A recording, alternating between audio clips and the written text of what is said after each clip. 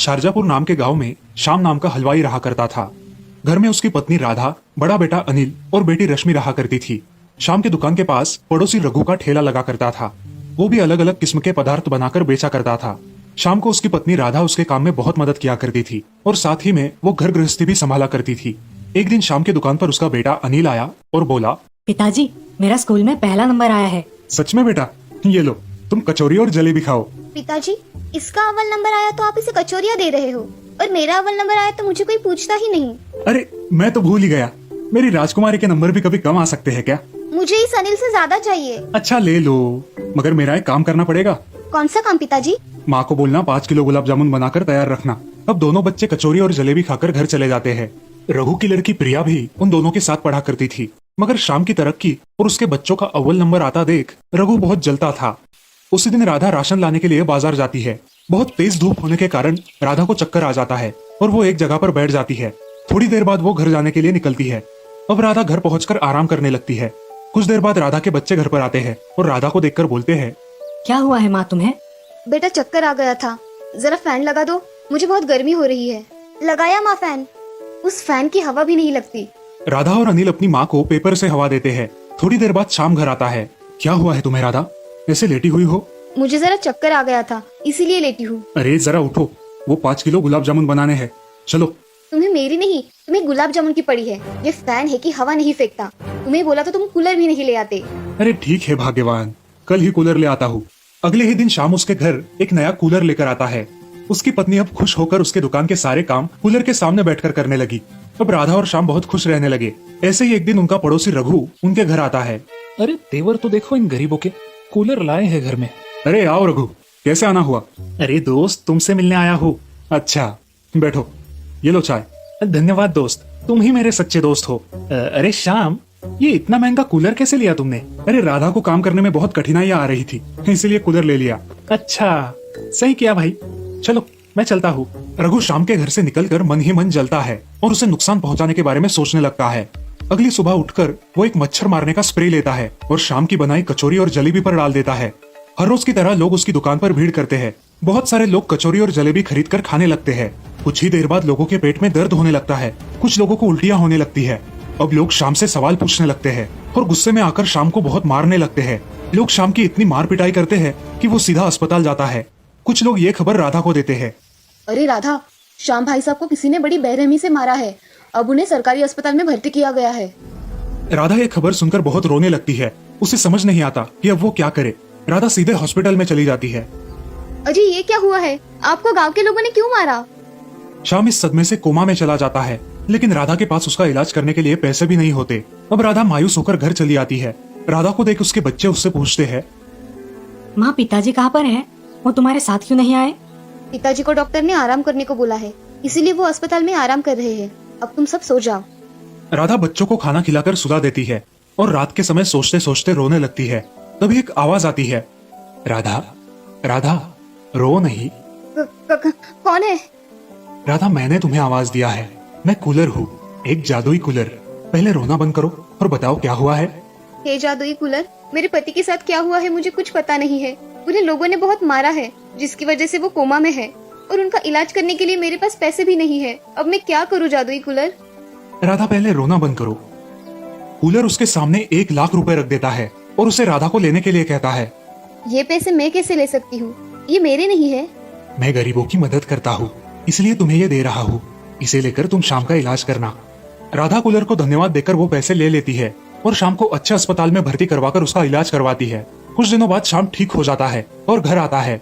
अब कूलर फिर से उसे 1 लाख रुपए देता है नया धंधा शुरू करने के लिए। मुझे ये पैसे नहीं चाहिए। आपने हमारी जो सहायता की उसके लिए आपका बहुत बहुत धन्यवाद।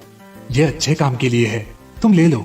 अगले दिन रघु को उस जादुई कूलर की बात पता चलती है और वो उस कूलर को चुराने का विचार मन में लाता है।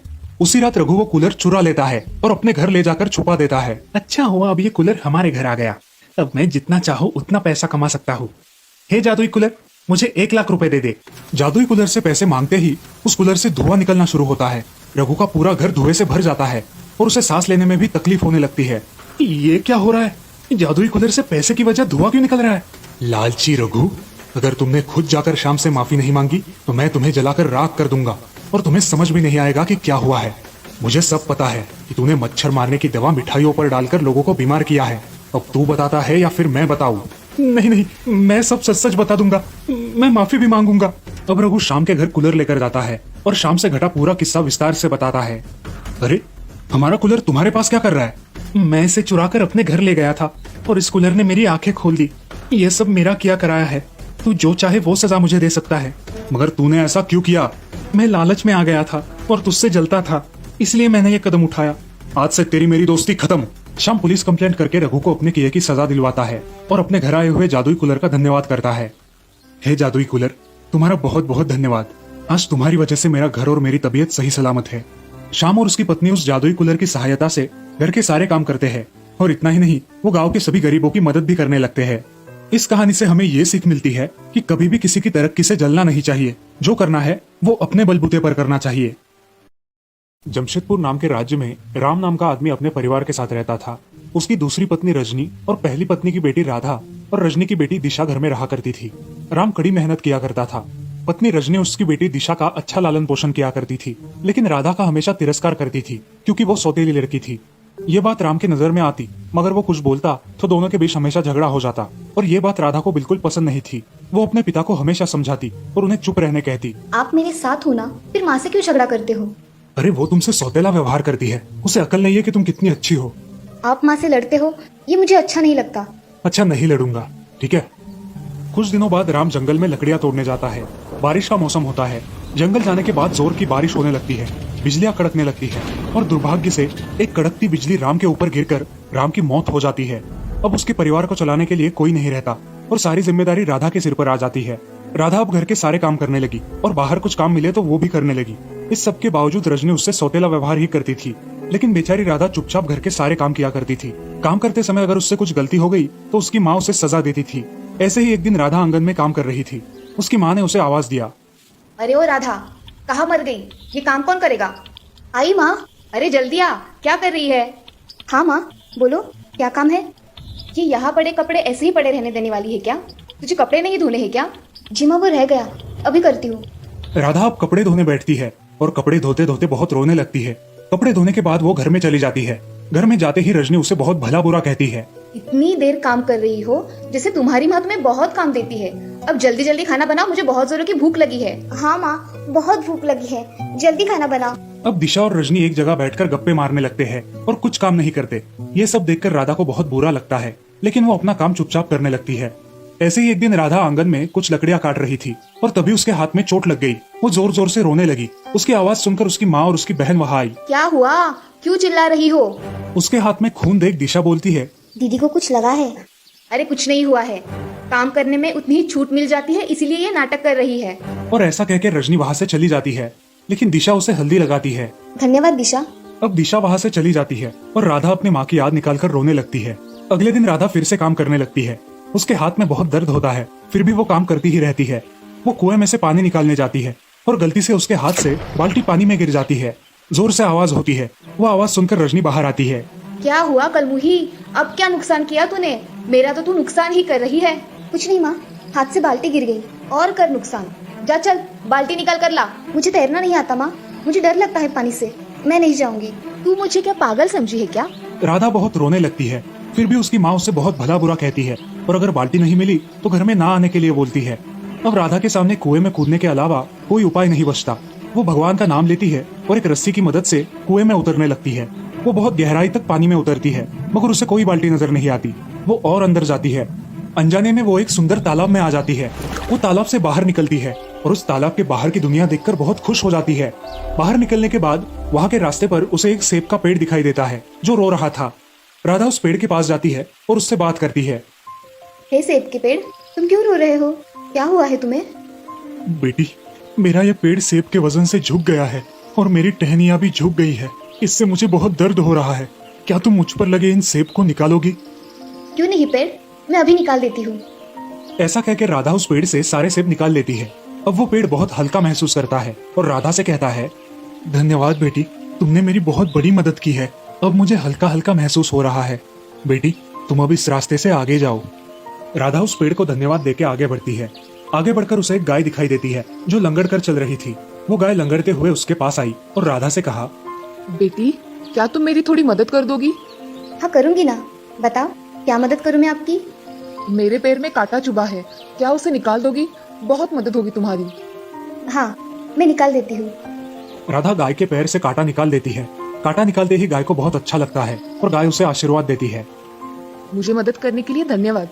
बेटी, अब तुम आगे जा सकती हो, और अगर तुम्हें कोई भी जरूरत हो तो तुम मुझे आवाज लगा देना, मैं आ जाऊंगी। अब राधा उस गाय के बताए मुताबिक एक पहाड़ी पर चढ़ने लगती है। चढ़ते चढ़ते रास्ते में उसे एक जंगल लगता है जहाँ बहुत सारे पशु पक्षी होते हैं। तभी एक चिड़िया उसके कंधे पर आकर बैठती है और उससे बातें करने लगती है। लड़की, तुम कहाँ से आई हो और यहाँ क्या कर रही हो? कुएं में मेरी बाल्टी गिर गई थी, इसीलिए उसे लाने के लिए मैं पानी में कूद गई और यहाँ आ पहुँची। यहाँ की दुनिया तो बड़ी ही अनोखी है। यहाँ के सारे प्राणी बोलते हैं क्या? हाँ, यहाँ के सारे जानवर बोल सकते हैं और अपने मुताबिक जी भी सकते हैं। इस जंगल को भगवान का आशीर्वाद मिला है। तुम अब आगे जाओ। ठीक है। अब चिड़िया जैसा बताती है वैसा ही राधा करती है। आगे जाकर उसे एक झोपड़ी दिखाई देती है जो घास से बनी हुई थी। राधा उस झोपड़ी के पास जाती है और उसका दरवाजा ठकठकाती है। तभी अंदर से एक बूढ़ी दादी बाहर आती है। तुम कौन हो और यहाँ कैसे आई? मैं इस जंगल में तालाब से आई हूँ और मुझे बहुत भूख भी लगी है। क्या आप मुझे कुछ खाने को दोगी?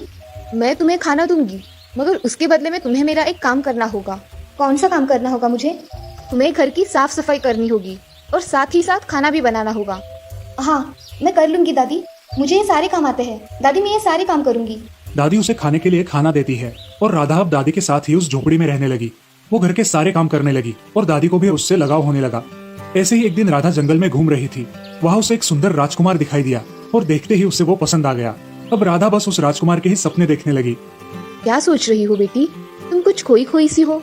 दादी, आज मैंने जंगल में एक राजकुमार को देखा जो बहुत ही खूबसूरत है। बेटी, वो इस राज्य के राजा का बेटा है। वो बहुत ही दयालु और दिलदार है। कुछ दिन बीत जाते हैं। एक दिन राधा को अपने माँ की बहुत याद आने लगती है। वो ये बात दादी को बताती है और दादी उसे एक झरने के पास लेकर जाती है। राधा बेटी, तुम इस झरने से तुम्हारे घर पहुंच जाओगी। ये लो तुम्हारी बाल्टी। ये तो सोने से भरी हुई है। राधा झरने के नीचे खड़ी रहती है और उसके बदन पर सोने के आभूषण आ जाते हैं। दादी, ये किसके लिए है? ये सब तुम्हारे लिए है। अब ये झरना तुम्हें तुम्हारे घर तक ले जाएगा। ऐसा कहते ही राधा वहाँ से गायब हो गई और अपने माँ के घर लौट आई। माँ देखो, ये तो राधा है ना? इसके बदन पर कितने आभूषण है, देखो, सब सोने के लगते हैं। रजनी भी वहाँ आ जाती है और राधा से पूछताछ करती है। राधा सब सच बता देती है। अब उसकी माँ लालच में आकर अपनी बेटी दिशा से कहती है, बेटा दिशा, तू भी उस कुएं से उस जंगल में जा और जल्दी से सोना लेकर आ। जी माँ, अभी जाती हूँ। अब दिशा उस कुएं में कूद जाती है और तालाब से बाहर निकलती है। वो राधा ने बताए हुए रास्ते पर चलने लगती है। उसे भी रास्ते में वो सेब का पेड़ दिखाई देता है। बेटी, मेरे पेड़ के सेब निकाल दोगी? मुझे सोना चाहिए, मैं तुम्हारे पेट के सेब तोड़ने नहीं आई हूँ। ऐसा कह के दिशा उस पेड़ को वैसा ही छोड़ के आगे चली जाती है। अब आगे उसे रास्ते पर वो लंगड़ी गाय मिलती है। गाय उससे कहती है, बेटी, क्या तुम मेरी थोड़ी मदद कर दोगी? मैं यहाँ तुम्हारी मदद करने के लिए नहीं आई हूँ, मैं यहाँ सोना लेने आई हूँ। ऐसा कह के दिशा वहाँ से भी चली जाती है। आगे जाकर उसे वो घना जंगल लगता है और उसके कंधे पर वही चिड़िया आकर बैठती है। दिशा गुस्से से उस चिड़िया को पकड़कर फेंक देती है, जिसकी वजह से वो जख्मी हो जाती है। चिड़िया उससे कहती है, घमंडी लड़की, तूने मुझे जख्मी क्यों किया? मैं यहाँ तुम्हें जख्मी करने या तुमसे बात करने नहीं आई हूँ, मैं यहाँ सोना लेने आई हूँ। ऐसा कह के दिशा आगे चली जाती है। अब उसे पहाड़ी पर वो झोपड़ी दिखाई देती है। वो जल्दी जल्दी में उस झोपड़ी के पास जाती है और दादी को आवाज देती है, दादी, ओ दादी, कहाँ हो आप? अब दादी झोपड़ी से बाहर आती है और उसे देखकर बोलती है, कौन हो तुम बेटी? मैं राधा की बहन हूँ दादी, मैं यहाँ सोना लेने आई हूँ। अरे तुम राधा की बहन हो? आओ, अंदर आओ। नहीं दादी, मैं यहाँ रहने नहीं आई हूँ, मैं यहाँ सोना लेने आई हूँ। अरे राधा ने मेरे घर के सारे काम किए थे। मुझे वो सारे काम नहीं आते, मुझे सिर्फ सोना चाहिए। आप मुझे जल्दी से सोना दे दो, मुझे मेरे माँ के पास भी जाना है। तुम्हें बहुत जल्दी है जाने की। अच्छा तुम ऐसा करो, तुम मेरे साथ आओ और इस झरने के नीचे खड़ी रहो। दादी जैसे कहती है वैसा ही दिशा करती है और झरने के नीचे जाकर खड़ी हो जाती है। तभी झरने का पानी दिशा के शरीर पर पड़ने लगता है और दिशा का रंग पूरा काला हो जाता है। अब वो उसका रंग देखकर दादी से बोलती है, दादी, झरने के पानी से मेरा रंग काला क्यों हो गया? मुझे सोना चाहिए, ये काला रंग नहीं। जिसका मन जैसा, ये झरना उसको वैसा ही फल देता है। राधा का मन साफ था, इसलिए उसको सोना मिला और तुम सिर्फ अपने ही बारे में सोचती रहती हो, इसलिए तुम्हें इस जादुई झरने ने काला रंग दिया है। अब ये हमेशा तुम्हारे साथ रहेगा। अब तुम चाहो तो इस झरने से घर जा सकती हो। अब दिशा रोते हुए अपने घर पहुंच जाती है और घर पहुंचते ही अपने माँ से कहती है, माँ देखो, उस दुनिया में कुछ नहीं मिलता। कौन हो तुम और ये दिशा जैसी आवाज कहाँ से आ रही है? अरे माँ, मैं दिशा ही हूँ। मेरा रंग काला हो गया है उस दुनिया में जाके। ऐसा कैसे हो सकता है? ये कलमुही राधा तो इतना सोना लेकर आई और तुम ये काला रंग लेकर आई हो। अरे ओ राधा, कहाँ मर गई? जी माँ, आपने बुलाया?